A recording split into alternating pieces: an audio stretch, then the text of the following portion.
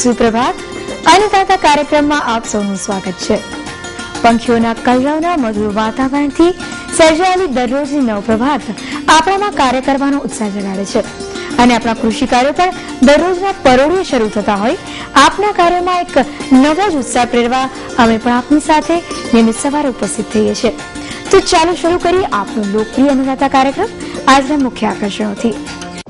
આજના કાર્યક્રમમાં નિહાળીશું ચોમાસુ કપાસમાં કરવાના થતા ખેતી કાર્યો, ચોમાસુ ભીંડામાં પંચરંગીયો રોગ તથા તેનું નિવારણ, પશુઓમાં આંતરિક તેમજ બાહ્ય પરોપજીવી,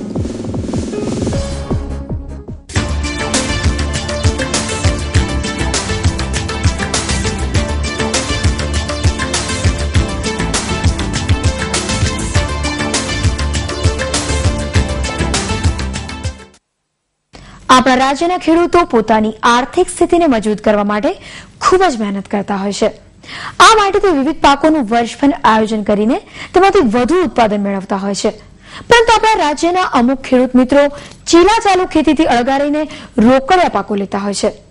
આ રોકડિયા વર્ગમાં આવતો કપાસનો પાક ખૂબ જ અગત્યનો છે અને હાલમાં ચોમાસું બેસવાની સાથે જ પાણીની સગવડ ધરાવતા એવા ખેડૂત ભાઈઓએ આ મહત્વના રોકડિયા પાકનું વાવેતર કરી દીધું હશે અને હાલમાં આ પાક એકાદ મહિના સુધીનો થયો છે. પરંતુ ખેડૂત મિત્રો, જો આ મહત્વના પાકમાં શરૂઆતથી જ તેમાં કરવામાં આવતા ખેતી કાર્યોમાં રુચિ દાખવવામાં ન આવે તો સારી બીજ પસંદગી કરી હોવા છતાં સફળ ઉત્પાદન લઈ શકાતું નથી. તેથી આવા મહત્વના પાકમાં કરવામાં આવતા ખેતી કાર્યો એટલે કે નિંદામણ નિયંત્રણ, પિયત વ્યવસ્થા તથા પૂરતી ખાતર દરમિયાન કઈ કઈ કાળજી લેવી તે માટે વિગતવાર ચર્ચા કરીશું અન્નદાતાની આ પ્રસ્તુતિમાં. નમસ્કાર ખેડૂત મિત્રો, મારું નામ દિનેશભાઈ પટેલ છે.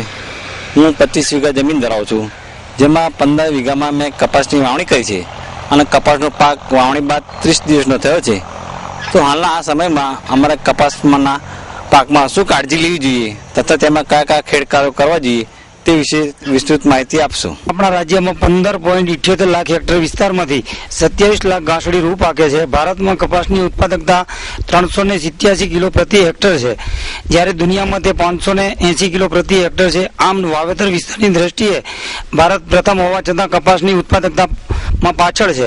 મિત્રો, કપાસની આ ઓછી ઉત્પાદકતા માટે જવાબદાર પરિબળો પૈકી તેમાં કરવામાં આવતા ખેડ કાર્યો એક અગત્યનું અવરોધ પરિબળ છે. જેમ કપાસ જેવા રોકડિયા પાકનો આગોતરું વાવેતર કરી નાખેલ છે અને હાલમાં આ કપાસ લગભગ વાવણી બાદ 1 મહિનાનો થવા આવ્યો છે.